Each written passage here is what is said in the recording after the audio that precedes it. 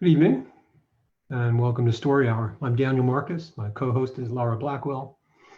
If you've been here before, great, just get settled in. And if this is your first time here, thanks for checking us out. The format is pretty simple. It's a brief PSA and then just right to the goods. Two writers, about 30 minutes each.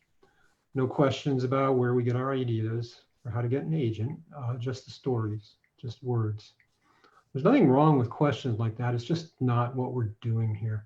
I started Story Hour a few months ago as a kind of anodyne to the COVID shut-in blues, sort of an alternative to binge watching that 70s show on Netflix,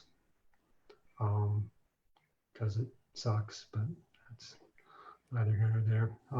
Or whatever your favorite poison is. And it's fine to just leave it at that. It's entertainment, but I think the written word and the spoken word has a little more import in our lives. I've been rereading Joan Didion recently. It just seems like a really good time right now to be rereading Joan Didion. She's known for having said, "We tell ourselves stories in order to live." And she goes on, "We look for the sermon in the suicide, for the social or moral lesson in the murder of 5. We interpret what we see, select the most workable of the multiple choices. We live entirely, especially if we are writers, by the imposition of a narrative line upon disparate images, by the ideas with which we have learned to freeze the shifting phantasmagoria, which is our actual experience." Now, I don't know, John, I think you could have stopped at "we tell ourselves stories in order to live," but, writers. And she was speaking generally nonfiction, but I think it applies as well to the fictive dream. So that's why we're here. We tell ourselves stories in order to live. If you're fortunate enough in these heartbreaking, infuriating, terrifying times to be able to help others financially, I have a couple of suggestions brought to you by our guest authors. The Southern Poverty Law Center, and that's been mentioned in previous weeks. Southern Poverty Law Center, splcenter.org, is dedicated to fighting hate and bigotry and to seeking justice for the most vulnerable members of our society. Using litigation, education, and other forms of advocacy, SPLC works toward the day when the ideals of equal justice and equal opportunity will be a reality. It's also the Native American Rights Fund. Since 1970, NARF has provided legal assistance to Indian tribes, organizations, and individuals nationwide who might otherwise have gone without adequate representation. NARF has successfully asserted and defended the most important rights of Indians and tribes in hundreds of major cases, and has achieved significant results in such critical areas as tribal sovereignty, treaty rights, natural resource protection, and Indian education. And that's www.narf.org. So on with the show. Our first writer, Gordon B. White, has lived in North Carolina, New York, and the Pacific Northwest. He's the author of the collection As Summer's Mask Slips and Other Disruptions from Trepidatio Publishing, came out in 2020. He's a graduate of the Clarion West Writers Workshop. Yay, me too. Gordon's stories have appeared in dozens of venues, including the upcoming The Best Horror of the Year, Volume 12, congratulations, and the Bram Stoker Award-winning anthology Borderlands 6. He regularly contributes reviews and interviews to outlets including Nightmare, Lightspeed, and the Outer Dark podcast. You can find him online at www.gordonbwhite.com. It's all yours, Gordon. Thank you. Tonight, I'm going to be reading a story called Open Fight Night at the Dirtbag Casino, which is in my collection, As Summer's Mask Slips and Other Disruptions. This was originally published in, I forget the name of the anthology, and I don't want to look up it now because I'm going to run over if I do. But it was published by March and Migraine Press, so big thanks to Scott R. Jones, the editor over there. All right, Open Fight Night at the Dirtbag Casino.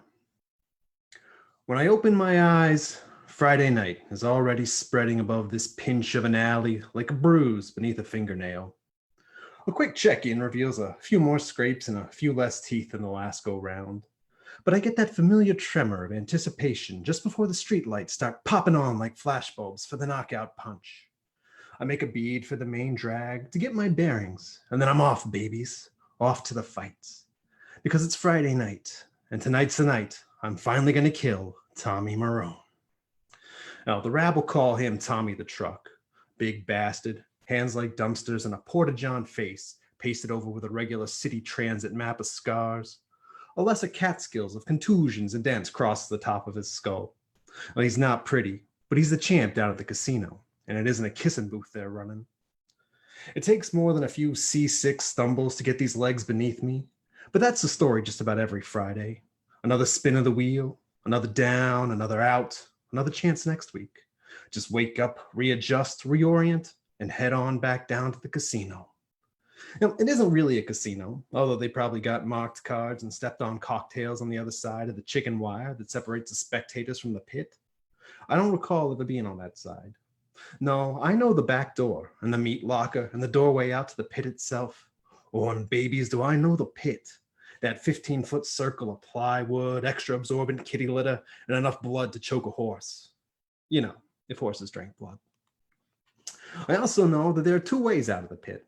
The first is upright, through the doors that the truck comes in, back into his green room, and who knows what luxuries.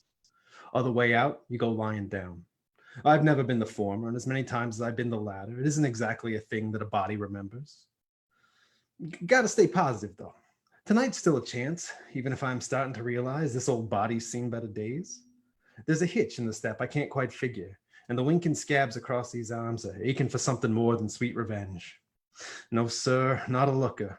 And maybe not, as showtime approaches, enough to get it done. God damn. But it's Friday night, and there ain't shit else to do. Besides, this might still be the night I get one over on the truck. You never know at the casino, right? It's that chance that gets me going, that makes every turn downright intoxicating. Before I can get in, though, a rundown of my pockets turns up empty. And if I know Don, the Friday night backdoor man, just getting in, especially in this shape, is going to take some extra grease. So I stop by the alley, catty corner from the casino, to hit up this loose brick that serves as my personal bank account and concierge. It's near this filthy restaurant that must be real authentic, since it always smells like garlic and dirty herbs back here. And now sometimes it makes me hungry, and sometimes it makes me sick. But I've never been by here other than on a Friday, and my Fridays are always booked. Just a quick stop to jiggle the masonry out of joint and make a deposit if I wake up flush, or a withdrawal if I'm broke. Tonight, I notice as I pull the wadded bills out from their hidey hole that the till is looking a bit undernourished. And, well, I'd make a note to refill it, but it's not as much up to me as I'd like. All a matter of chance, really. The casino's back door is thick and cold, and when I give it the old 1-2 knock, a little peephole slides open to treat me to doorman Don's piggy eyes.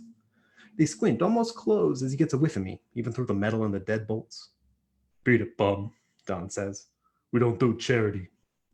I'm here for the fight, I say. We do this song and dance every week, and this is always my jab. Don't know what you're talking about. And that's his feint. Of course you do, I say, throwing it out there. The old grab and tickle, the punch and scrape. And Don's ignorance is a test. Some light sparring to keep the jamokes at bay, so I don't mind the give and take. No fights here, he says right on cue. Don't know you or what you're saying. Now comes the entry fee. I peel out the bills as smooth as these damn jitterbug hands will let me. Not loving the odds tonight, but this is the game. All on me. I push the cash towards the slot. To kill the truck. Don backs away just a little, which a passerby might think was due to his delicate sensibilities, or maybe his nose, because Christ, I'm ripe. But we've done this Friday night bob and weave as long as I can remember, so I know what to say next. Minus whatever you cover you think is fair. And that is the open sesame that makes Dawn the genie that grants my wish. The cash disappears, and the locks give me a slow applause as Don undoes them one by one. I take my first, and hopefully not last, victory walk of the evening through the open door. Thank you, Don. I doff a pretend cap down into a mock bow. How do you dirtbags always know my name? He grumbles. It's only me, Don. I hold up my hands in mock surrender, but leave them up so we can pat my body down. Luckily, there's no surprises for us. Afterwards, he goes to wipe his hands on his pants, but stops, disgusted. Instead, he holds them out like dirty diapers and hooks a thumb off down one of the dim halls. The bear bulbs flicker in their joy to see me again. Hit the shower, scuzz. I know the drill, Don, I say, already on my way. How? There's a sharper edge to his voice and just the weariness I'm used to. How would you know the drill? Now, maybe I pushed him too far, come a bit too close to revealing my hand. There's no sense in jinxing it. Sorry, boss, I say, just cracking wise. Don's not the brightest bulb in the shed, but that bit of balance scrape sets him right. He grunts to let me know it's satisfactory. But oh, poor Don, if you only knew. Down the hall, into the shower where the water runs black off me, and then into the meat locker come locker room. A roll of tape and a pair of gym shorts wait for me, so I get dressed and wrap my hands. And sealed away in this pre-fight limbo, waiting for the pit crew to let me out on the killing floor, I work myself into God's own frenzy. I swing my arms, stomp my feet, and suck in fast, ragged breaths, like a bilge pump that sucks up memories out of the deep recesses and spews them all over the locker room's echo chamber. Sometimes I can even sift out which ones are mine. How did I end up here? Why is it that I'm here to kill the truck? To rip his face off, gouge his eyes out, dig my fingers into the root of his tongue and pull it out and eat it? Well, believe you me, babies, I got a damn good reason. And I plan to give it to the truck just before I burst his eardrums and suck him out of his skull. So don't you worry, you'll all hear it too. For now, though, the why isn't as important as the what. I picture every bloody drop of my vengeance turning the burner under that smoldering anger up into gut-melting, lava-shitting rage. And these veins are empty sewer lines, but the bile keeps backing up, churning and roiling, until my kidneys empty all that adrenaline into me at once like the pressure release of the Hoover Dam, and my leftover teeth grind against each other until one of them cracks. Pant the pace in the room. When the pit door opens and that first bit of fluorescence peeks its head around, I burst forth into the light like an avenging angel. When the crowd roars as I enter, those glorious bastards. Now, there's probably some kind of pre-fight announcement, a pomp to this circumstance that drums the crowd into a frenzy, but it's over by the time they turn me loose. The crew learned long ago to let the truck have his little moment before they open my door, since I don't tend to do much standing around. Now, I come careening out and crash into the truck like an unlicensed cab on the crosstown. He's got size and strength and probably skill, but I got frenzy, babies. Like the man said, I don't know karate, I know psychotic. Haymakers, rabbit punches, open hand slaps and elbows and knees, and I'm giving him the kitchen sink, but he's shaking it off. He laughs, that ugly baby face of his split in pure mirth, dark stubble of his head making him look a little like a scrotum. Oh, one of my blows catches Lucky, though, and splits his big lip in a different way, kissing my fingers red. You like that? My smile replaces his. Does it help you remember? But he's got no answer, just roars and lunges. I step back out what I thought was a grab, but instead he stomps on my foot, and 1,000 tiny bones all shatter. I'm pinned as his fist clubs down like a lamppost onto my hood, scraping just as much as it bashes, which is a lot. And the searing pain opens like a curtain, but the truck knuckles my gut like pizza dough, and the air that comes up brings along equal parts blood and vomit, and the truck grins and shakes his head. Don't know what you're talking about. He grabs my lower jaw with a hook of a hand, sinking those pliers he calls fingers into the soft parts between the tongue and chin. Maybe you should shut up. I wish I had more teeth so I could bite him, but it isn't meant to be. Instead, he digs in and starts pulling, puts a foot on my chest, and then something comes loose, and he's made me into a waterfall. Things are going dim as he holds my jaw above his head, skin flapping off of it like a banner. And the crowd roars as they die again. Those bastards. I can't tell you where I go in between. It's somewhere green and bright. It sounds like 1,000 cars all rushing past me on a freeway. It feels like being in the wake of all these vessels swaying around and buffeting me, but it's not frightening. I know I can move on whenever I want. In fact, on the horizon is a speck of blue, just a teardrop, but I know that if I wanted, I could reach out and touch it and leave this all behind. But I don't, because there's another Friday every week, babies. So instead, I take a swan dive into the traffic, and whichever passing car hits me first is the ride I get tonight. My next ticket into the casino and into the pit. Spin the wheel, babies. back to the city and another Friday night to kill or be killed by the truck. Another Friday, and from the body I'm in, it's ladies' night. We don't let dames fight, Dawn says. Why? Ain't this America? Who are you, lady? Fuck your mother, I say. Minus a cover. My money's in Don's hand, and the door's open before I can finish my usual repartee. He thumbs toward the shower. As I'm scrubbing down, I catch a glimpse of myself in the mirror. Damn, if I weren't me, the things I do to me. Actually, I might even do them to myself as myself, if I had more time. But I'm already in the locker room, and the memories are swirling. New ones from this body joining the gallery of all the others. And then the doors are open. In the pit, though, cat calls from the weasel crowd are lewd enough to make these ears burn. But I don't give them nothing more than I would any other Friday, which is everything I got, covered in blood. I give the truck a few good claws, and he takes them like a gentleman. There's a look in his eye, far away, sad maybe. But a knee to his groin brings him back toot sweet. He growls, and just a few real punches to the fragile bones of this face put me down.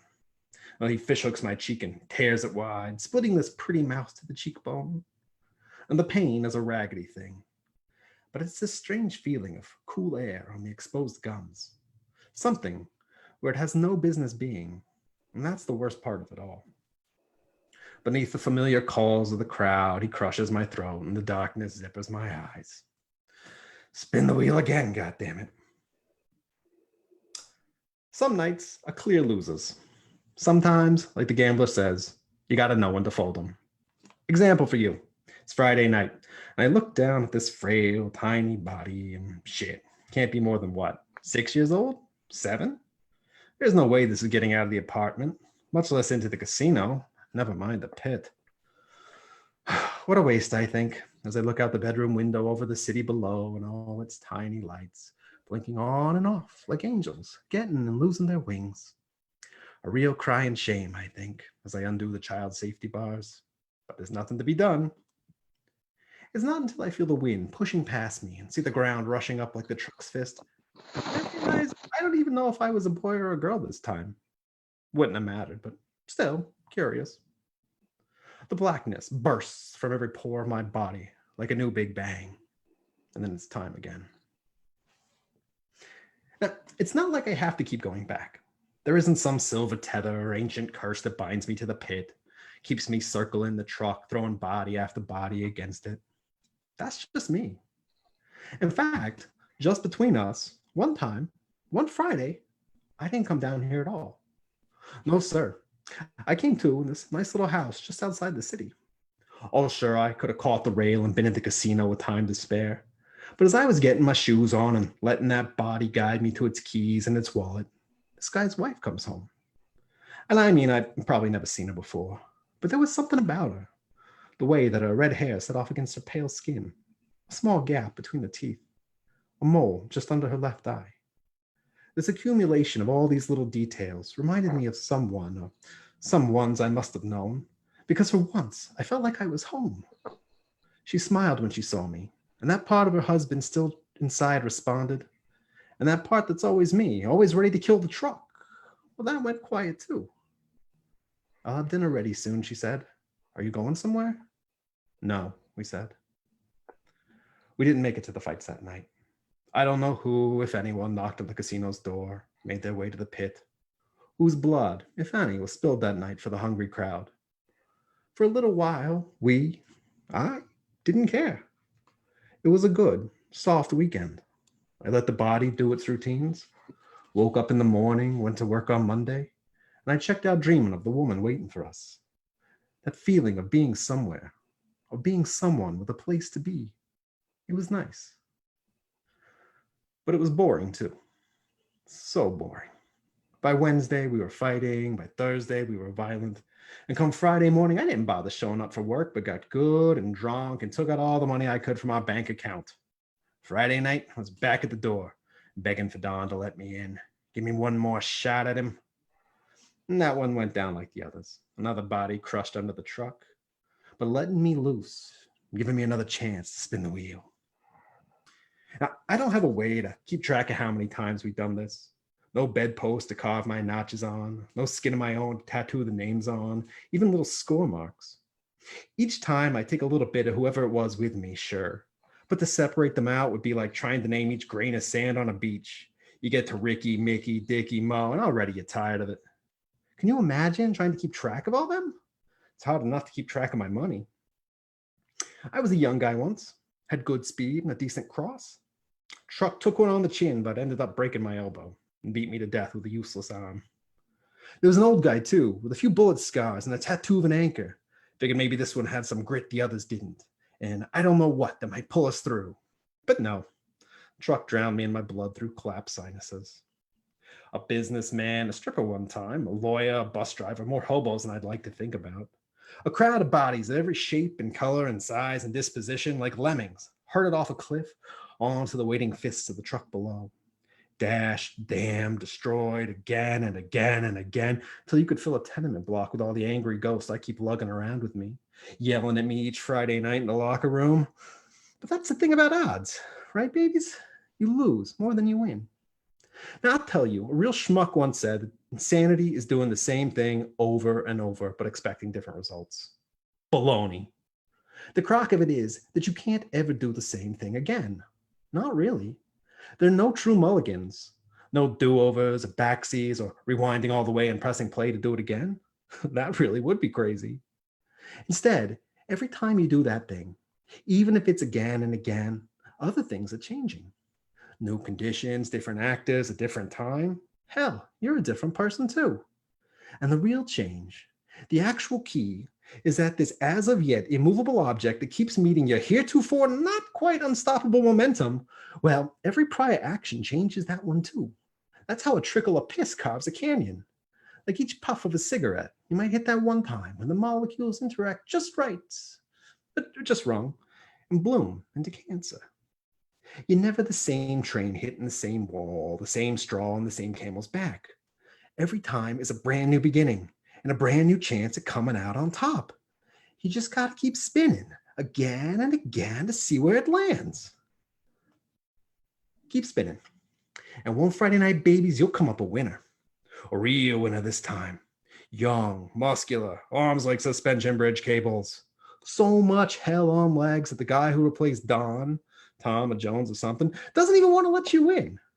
Sure, it takes a while. And by the time I get there, the crowd around the pit is a shadow of what it was in its heyday. But those real ones, those true believers, they'll holler for the punch and scrape, the old grab and tear, just as much as ever. It's us old gamblers that keep things running, keep things going.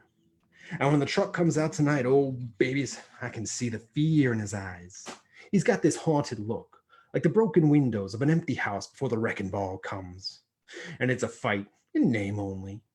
Maybe all these years of subpar bodies have weakened him, made him too used to crushing housewives and deadbeats and ordinary people.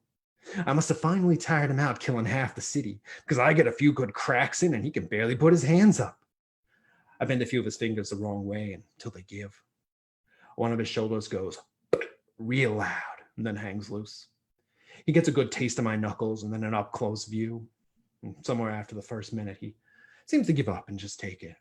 No, I'm enjoying this. Just do it, he finally says, rolling up his neck as an offering. His pale eyes tremble behind his red mask. I've been waiting. The crowd of people is muttering, not cheering, but my head full of ghosts. All those drops of water that wore away this mountain of a man? They're angry. Is this it, they're saying? This old man? His hair is gray and his limbs is soft. This is what you did it to all of us for? For this broken down thing? Well, shut up though, babies. Shut up and you'll see. Then you know why I'm doing this. I grab his throat and start squeezing. You finally recognize me? He gurgles, face purple like a bruise. No. And the murder starts in my shoulders, surges down my arms, and sizzles into the clamp around his neck. This is it. The grand reveal that I told you was coming since all the way back when. Shut up! I let the roar out that's been building for more lifetimes than I care to count, shouting all the gathered voices into silence and demanding their witness. Shut up! And let me tell you! Let me Just, but I got nothing. No matter how deep I thrust into the chowder and wet toilet paper, these coagulated memories, Paul through the gabble and the jive, the part that was only mine just sinks further, out of reach. A silver coin spinning into a stagnant fountain, a teardrop hitting the vanishing point on the horizon. Everyone, living and otherwise, stares at me as I come up snake eyes. We all look down together into this Friday's hands, where the truck has already quietly expired without any fanfare or ado, just passed on into the night, leaving this broken and soiled thing behind. And the crowd around the pit begins to boo, and the crowd inside joins them. The end. Thank you.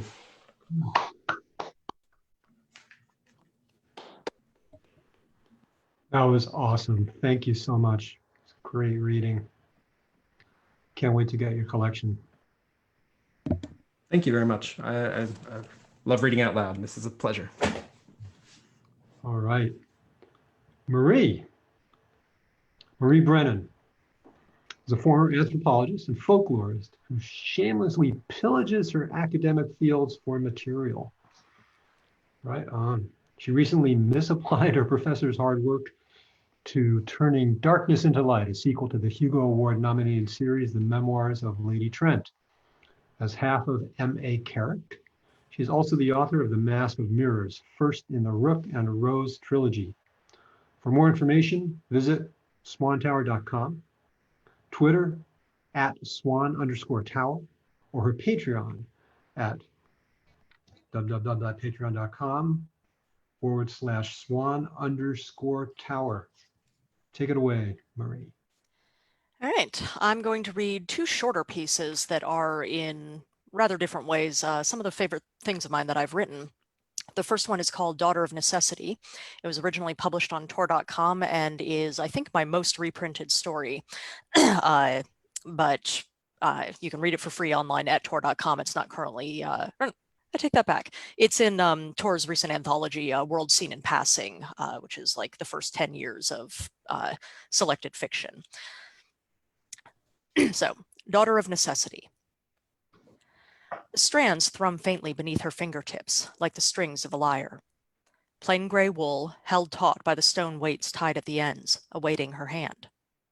She can feel the potential in the threads, the resonance. She has that much of the gift, at least. But it is madness to think she can do more. It is hubris. It is desperation. Her maid stands ready with the bone pick.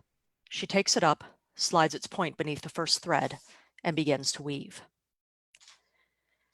Antinous will be the most easily provoked. He has no care for the obligations of a guest, the courtesy due to his host. He sees only the pleasures to be had in food and drink. If these are restricted, marred, the meat burnt, the wine thin, the grapes too soon consumed, then he will complain. And it will take but one poorly phrased reassurance for his complaint to become more than mere words. The guards will know to watch for this. When Antinous draws his knife, they will be ready. Others will come to Antinous' aid, of course. The tables will be knocked aside, the feast trampled underfoot, the rich treasures of the hall smashed to pieces. Antinous will not be the first to die, though.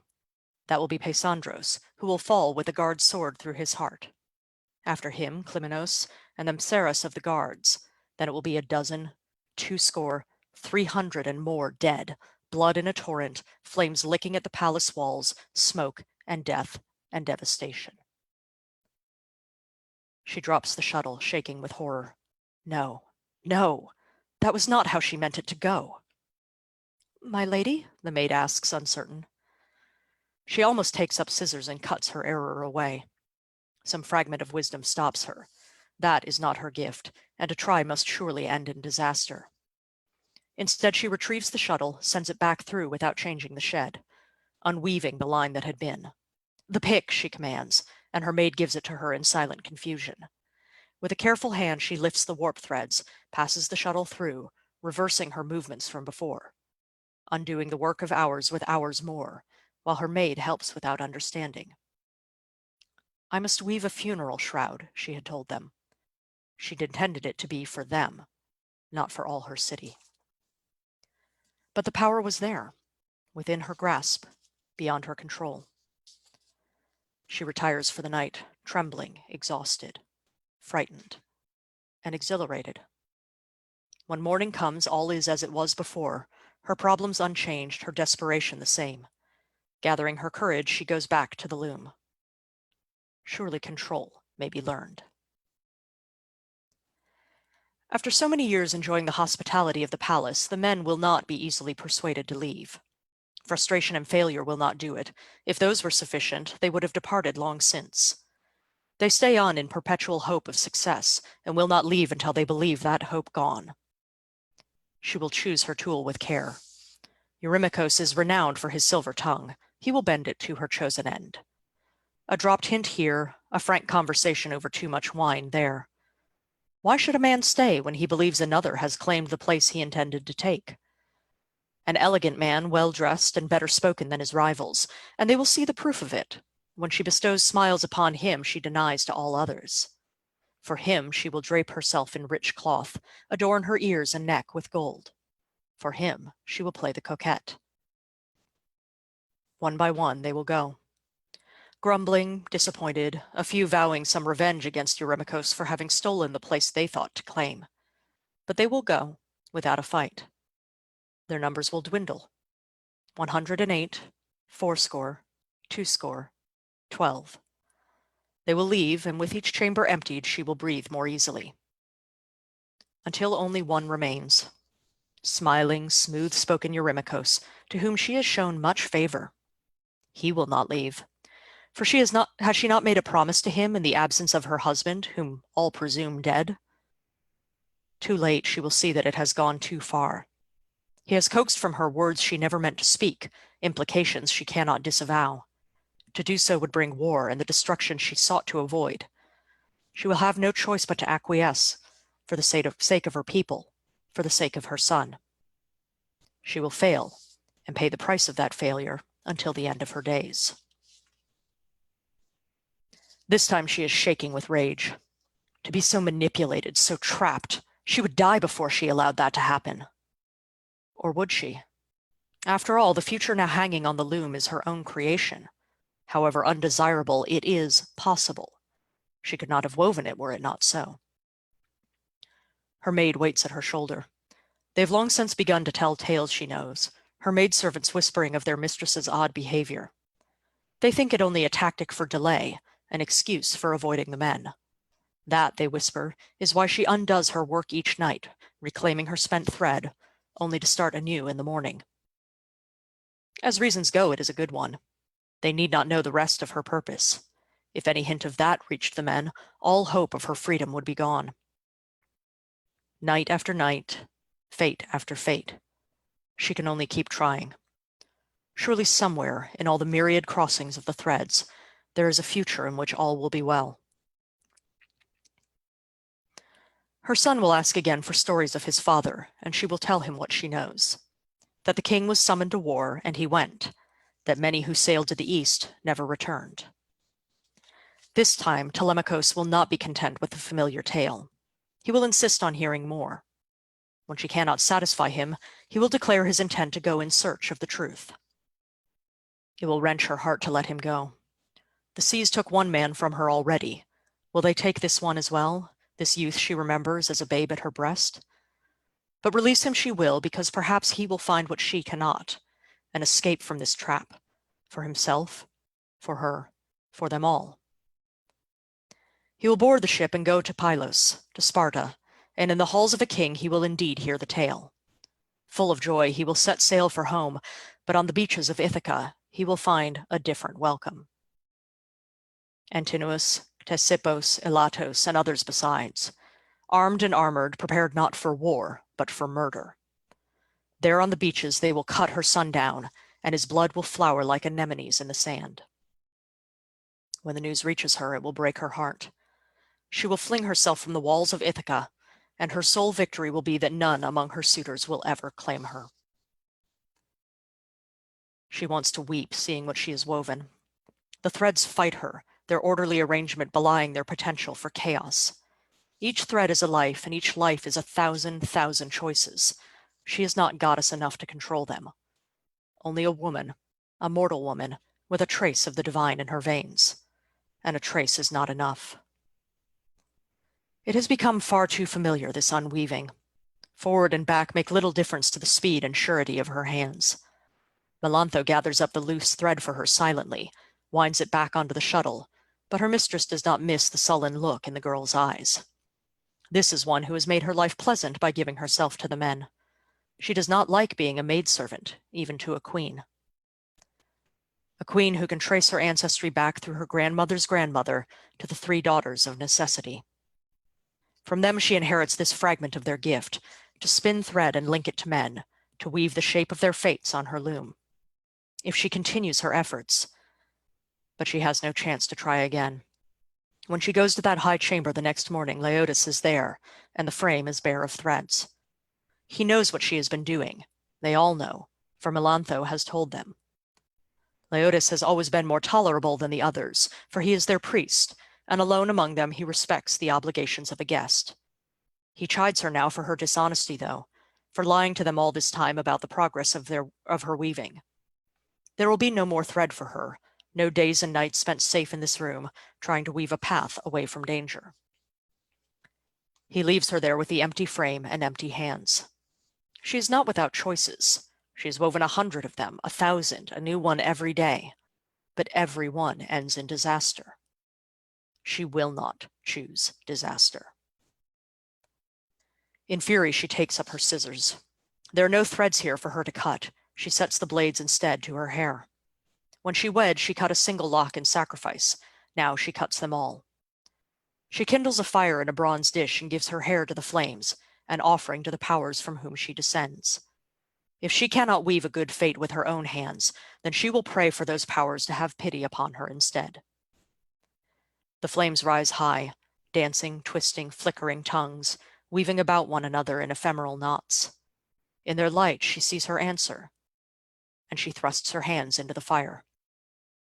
When she withdraws them, threads of gold follow.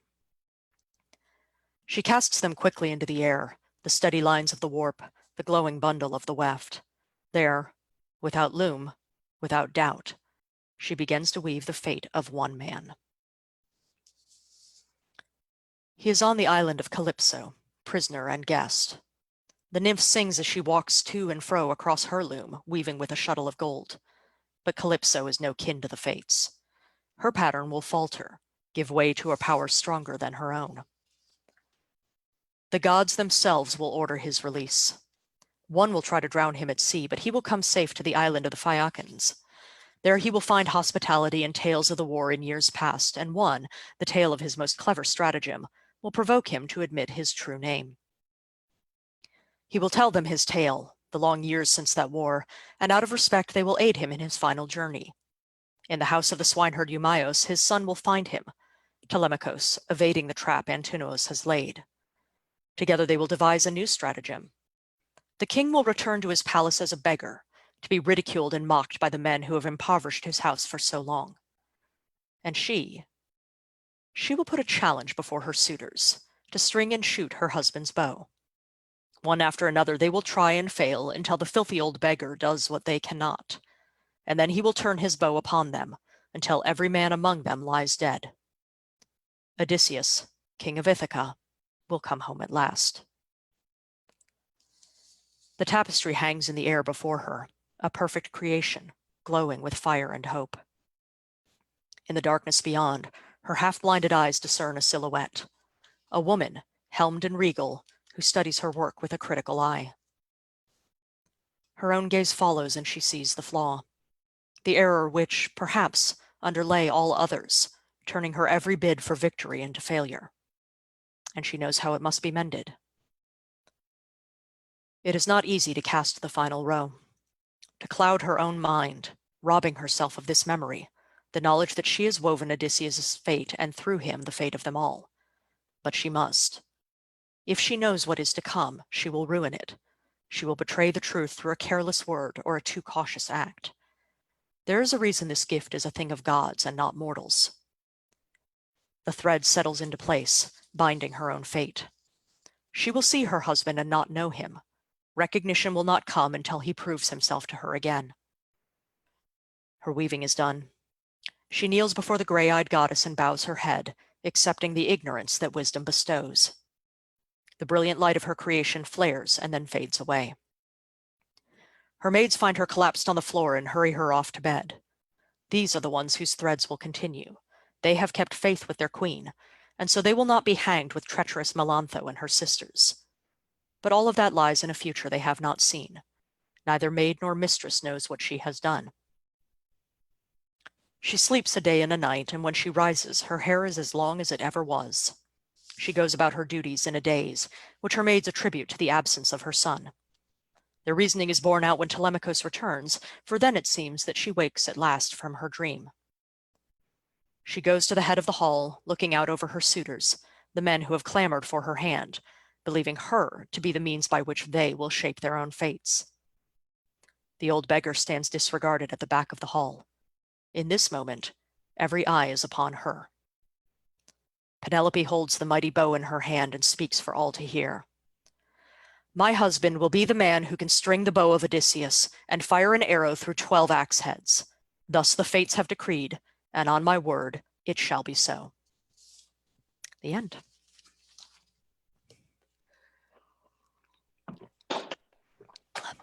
Pardon me. Got to hydrate partway through this here.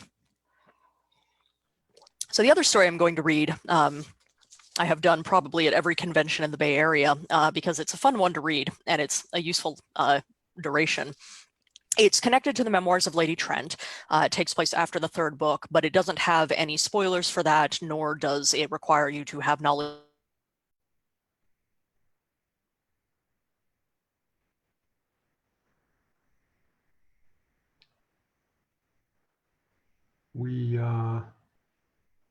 Of the series. Basically all you need, sorry, what was that? We just lost you, or Oh. I don't know if we all did or not. What was the last thing that you heard then? Yes, we all lost her. Okay. What was the last thing that came through? It's related to memoirs of Lady Trent. Okay. It takes place after the third book, but it doesn't have any spoilers, nor does it require you to know the series. You will very rapidly pick up. This is essentially a Victorian time period, but a different world. And Isabella, who you will meet here, is a natural historian who studies dragons. From the editorial page of the Falchester Weekly Review. Dear Sirs, I was fascinated by Mr. Benjamin Talbot's brief notice, published in the 28 Seminis issue of your magazine, detailing his acquisition of a preserved specimen from a heretofore undocumented draconic species. As we all know, legends of the cockatrice date back many centuries, but I'm unaware of any reputable examples collected before now, either dead or alive. This is a thrilling event for the field of dragon naturalism, and I heartily encourage Mr. Talbot to publish his discovery at greater length, including details such as the manner of its acquisition, the island or archipelago in the Broken Sea where such beasts may be found, and a thorough description of its anatomy. An engraving to accompany the article would not go amiss, though naturally a public presentation of his find would be even more desirable. I may dare hope that Mr. Talbot is even now preparing such an article for publication, whether in your magazine or elsewhere, for I have awaited further information with bated breath and fear that I will soon turn blue for lack of oxygen. I am, as always, your devoted reader, Mrs. Isabella Camhurst. Dear Sirs, I will beg your leave to respond to Mrs. Camhurst through the medium of your pages, for she has addressed me publicly, and as such deserves a public reply, lest I leave your readers in unnecessary suspense. I assure Mrs. Camhurst that my cockatrice will be made public in due course. I am making arrangements even now for its display, which will begin on 21 Caloris in Mertic Square, with admission quite reasonably priced. I hope that she understands my reticence in saying more about its place of origin. The appetite for such curiosities is insatiable, and were I to make public the name of the island where this specimen was collected, hunters might flock to its shores, and the population would soon be reduced to a fraction of its current number. Mrs. Camhurst having expressed tender sentiment for the well-being of dragons on previous occasions, I trust that her feminine heart will understand my concerns and not begrudge me this measure of caution. Your obedient servant, Mr. Benjamin Talbot. Dear Sirs, I thank Mr. Talbot for his solicitous attention to the well-being of both cockatrices and my feminine heart, but I had hoped for rather more specific of an answer. To explain my position, as some of your readers may know, I recently returned to Skirlin following extensive travels around the world, including a lengthy sojourn in the Broken Sea.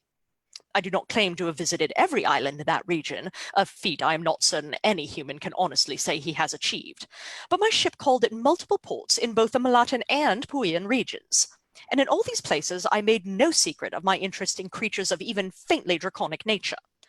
I studied everything from sea serpents to fire lizards to the so-called Komodo dragons of Sinkar Bao, which proved not to be dragons at all.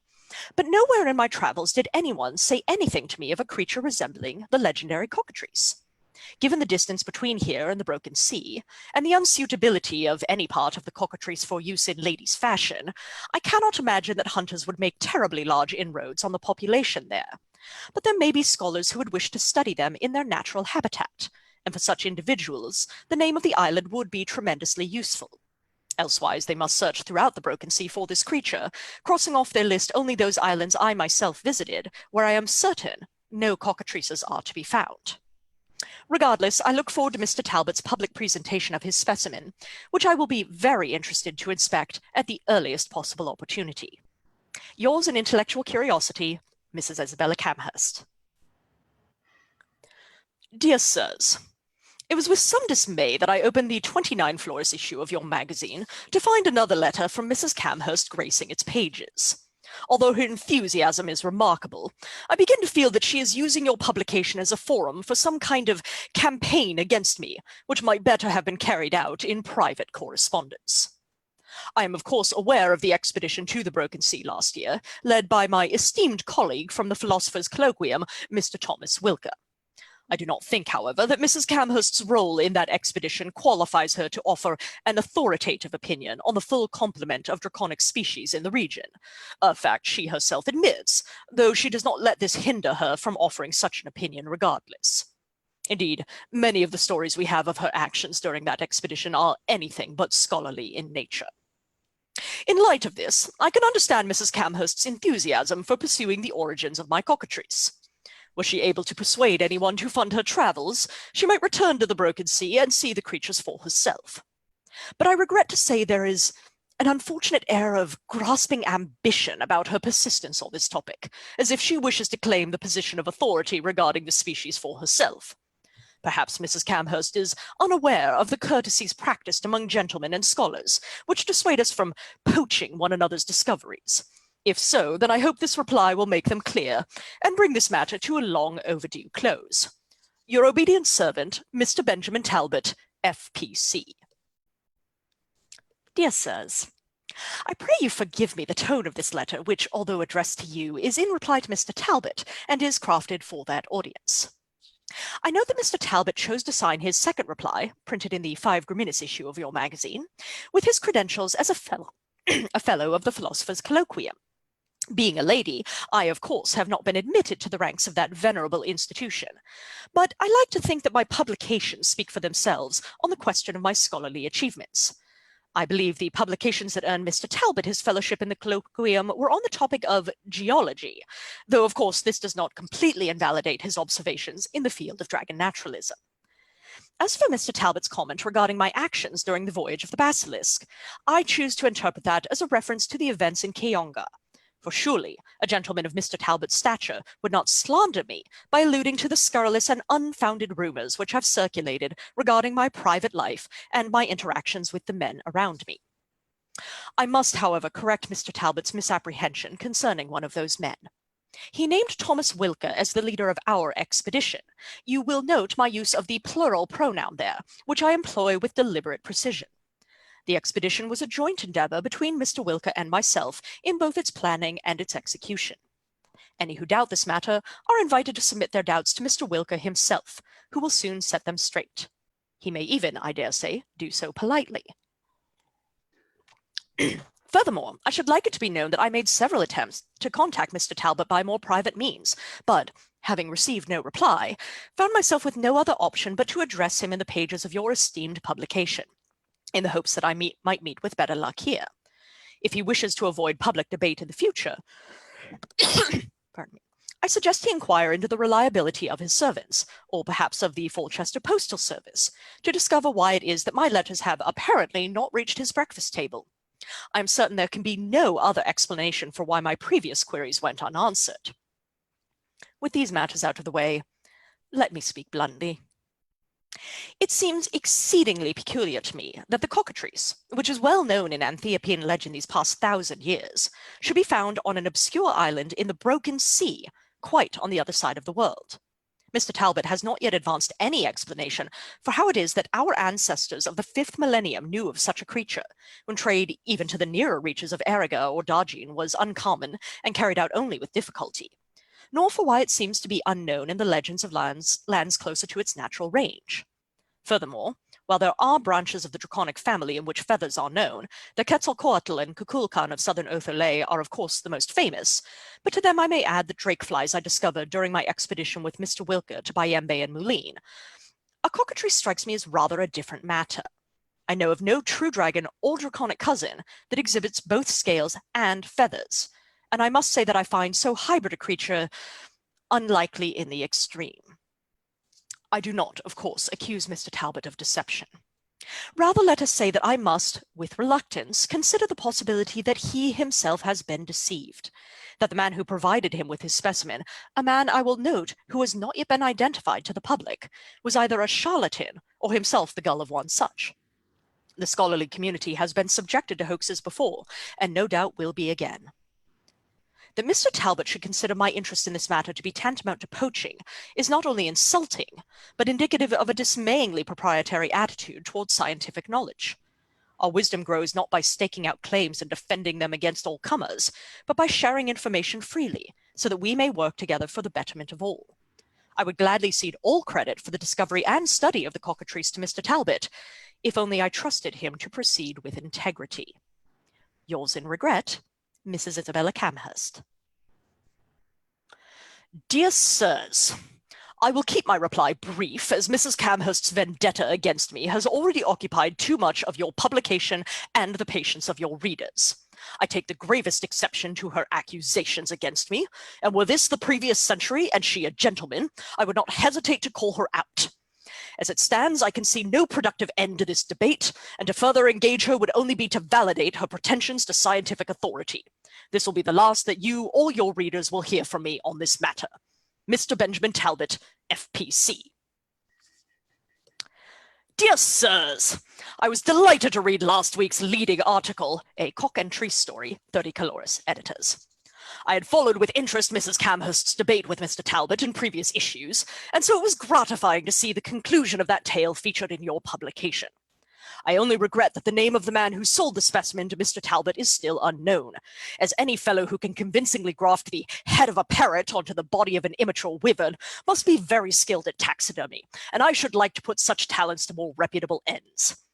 But I thank Mrs. Camhurst for her indefatigable pursuit of the truth, and commend her dedication in disguising herself to attend the opening of Mr. Talbot's exhibit, despite his very public opposition to her presence. While I am certain that a scholar of her stature has no need of financial assistance, I am taking up a collection to reimburse her for the costs incurred by admission to the exhibit and her subsequent arrest, as a measure of public gratitude. Any who wish to contribute may write to me at number 14 Harwater Street in Falchester. Your servant, Mr. William Penberg. The end.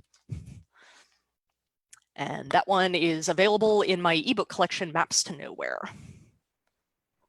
Those were wonderful. Thank you.